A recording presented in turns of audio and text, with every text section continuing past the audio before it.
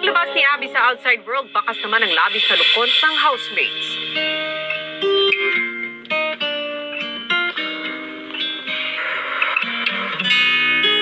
I can still hear her voice. Nagpapasalamat po talaga ako sa taong bayan at sa lahat na nagboto sa akin. Parang may mga tao na nakakaintindi po sa akin. Hindi ko talaga akalain. Wala, para sa akin wala talaga eh. Wala namang si Abby. Hindi ko po din masabi na bakit po si Abby po, kuya. Kasi para sa akin po, naging mabuti po siyang kaibigan po sa lahat, kuya. Okay naman po yung pinagsamaan namin, kuya. You need to be thankful sa taong bayan. Anyway, it's not what we want. It's also the judgment of the people around watching. Natatakot po ako na maibig kami, kuya eh. Kung maibig man kaming dalawa, papansinin pa kaya niya ako pagkalabas namin. Dahil may pagkakataong muli na ipagpatuloy ang nasimulan sa loob ng bahay, si Mark may pakiusap naman sa kanyang kapatid na si Ape. I hope na bigyan mo rin ako ng chance to. Kagaya ng gusto na sa bayanan. Hindi ganun kadali ang lahat. Kuya. Maghihintay ako, tol. Alam mo yan. Maghihintay ako.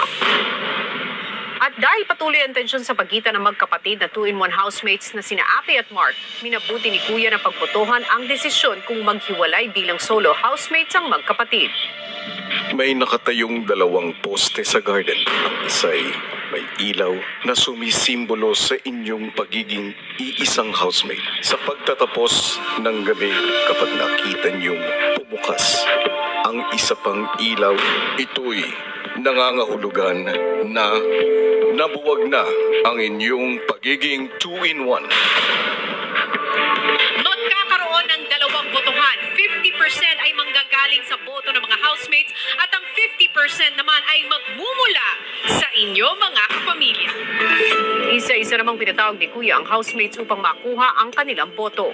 Para sa iba, dapat bang manatili na maging 2-in-1 housemates pa rin yung magkapatid na si Mark at saka si Ape?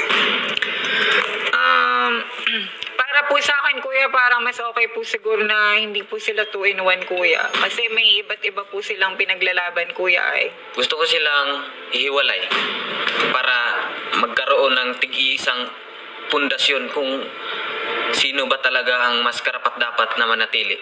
I should separate. Yeah, Ape has very strong opinion, a strong attitude, and then Kuya Mag is the communication is so hard. Feeling ko mas maganda po sana kung hiwalay po sila, kuya, kasi may sarili-sarili nga din po talaga silang goal. Kasi feeling ko hindi ma-accept po ni Ape, kuya. I think they should not remain as 2-in-1 housemates.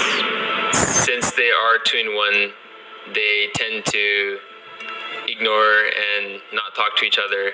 If they are separate, I believe they can become closer as friends. Siguro test of character din yan kay Ape po. So yes po, sa akin po dapat they will stay as a 2-in-1 housemate po.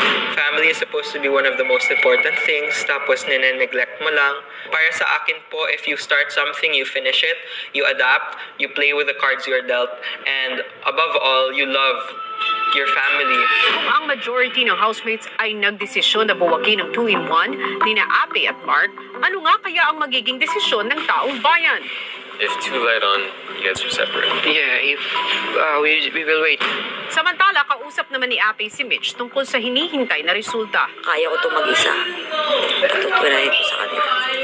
Tapos, hindi ko matanggap kasi gusto ko ako mag-isa. Kasi para sa pamilya ko talaga to. Kasama na siya. Nagigets kita, be, kasi alam naman natin lahat ng hirap ng pinagdaanan natin bago tayo makapunta dito. Sabi ko sa sarili ko, pag-iigihan ko palalo. Lalaban ako. At matapos ang 88 minutes para bumoto ang taong bayan,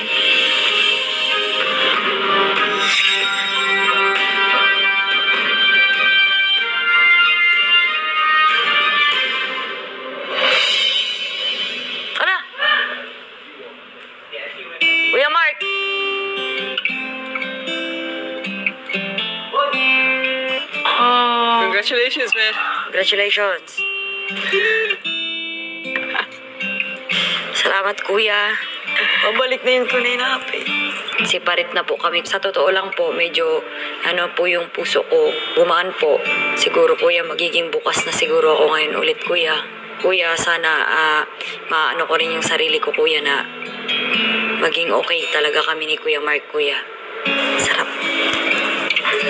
Naisip ko, nasa utak ko ngayon si Lola. Para sa kanya kasi, mga kapatid ko. Mark, How you feeling? you're a single housemate. Yeah. So now, Just happy. Kuya didn't do this for nothing, so I really hope you and Ape can fix your relationship. Yeah. I want to win her heart, man. I'm not forcing it. I want to win her. Masaya po ako para sa kanya. Maaring ito po yung paraan para magbukas po yung loob niya para sa akin. Inaasahan ko po na yung wall na kaniyang ginawa ay mabubuwag po yun. Masaya po ako kung ano po yung magpapasaya po sa kanya. Pare.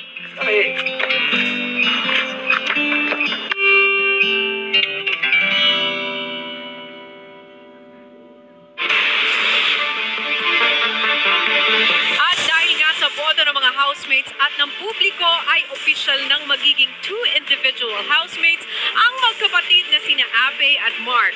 Yan at mas marami pang hindi dapat palampasing kaganapan ang inyong matutunghayan dito lang sa Pinoy Big Brother 8. Hello Philippines and hello world! Yes, live na live tayo on a Monday night para sa mga di inaasahang revelasyon mula sa ating adult housemates. Unang-una na dyan ang naging botohan para syempre sa ating 2-in-1 housemates na sina Ape at Mark. Ngayon ay akin ang ipapaalam sa inyo ang naging resulta ng combined votes mula sa ating mga housemates at syempre mula sa inyo taong bayan.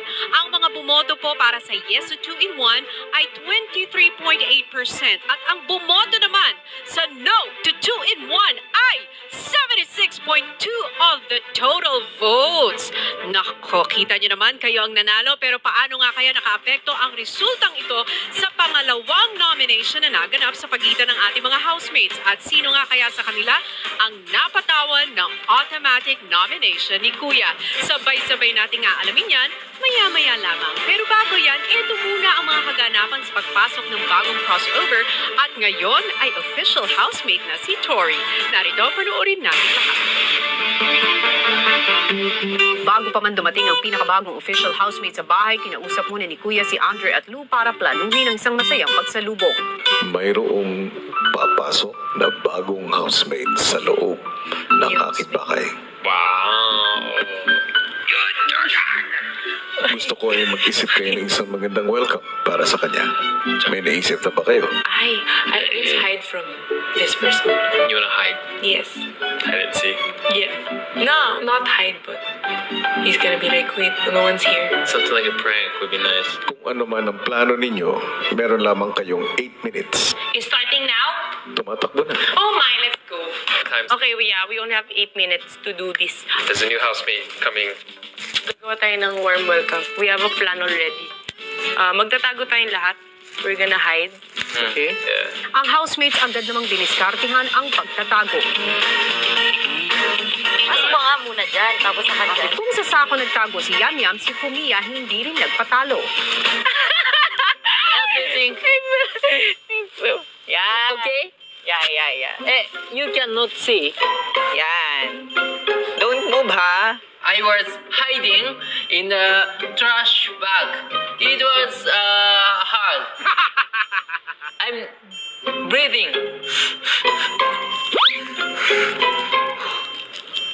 But if inside is a little bit hard. Samantala sa confession room, kausap naman ni Kuya si Tori. Maligayang pagdating sa aking bahay. official housemate Tori. Sobrang thank you po. Pinili niyo po ako. Thank you po, kuya. Nakita ko ang pagsisikap mo sa mga task doon sa camp. Nakita ko ang pagiging positibo mo at naging kaibigan ka ng lahat. At hindi ka rin natakot na magsabi ng tunay mong nararamdaman. So inaasahan ko na ganyan ka pa rin pagdating mo rito sa aking bahay. Yes po, kuya. Hindi po ako magbabago. Stronger lang po. Paglabas ni Tori sa confession room,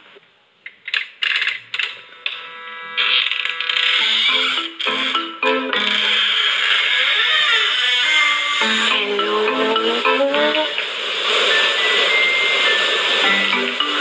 Alayo akong ganito. Pagkapasok ko po ng bahay niyo po, hinanap ko po sila kasi ang tahimik po. There's no one here.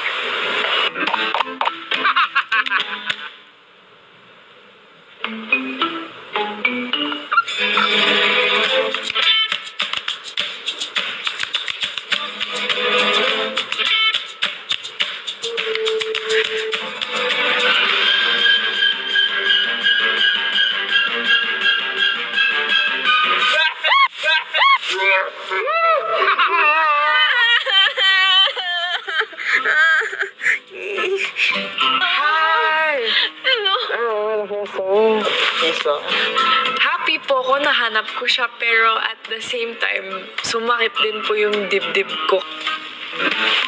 Oh my God.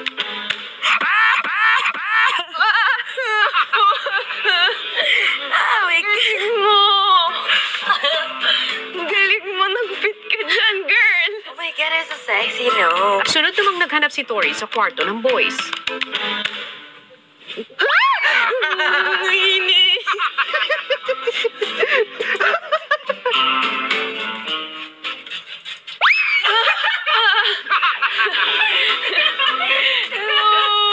Hello, welcome. Paglabas sa garden area,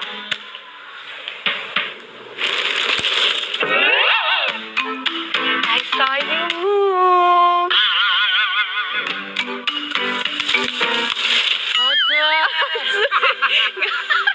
That is so good. Pinakamainit. Ang pinakamainit.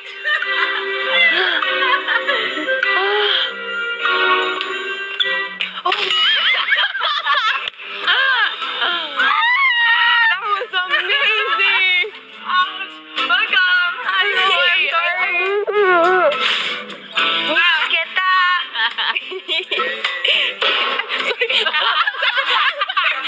Last one. No more na? Meron pa, isa. Oh, okay. Nanlaban siya sa mga pulis. Kaya ayaw nang kinabit ng buhay niya. Is this him? Kalapugin mo yung ano, kung meron dyan. Kick it, kick it. Do this, do this, do this. Konnichiwa.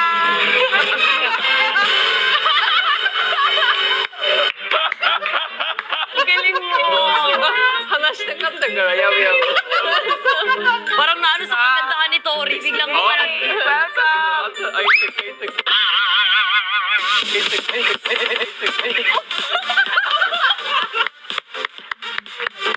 I'm suffocation.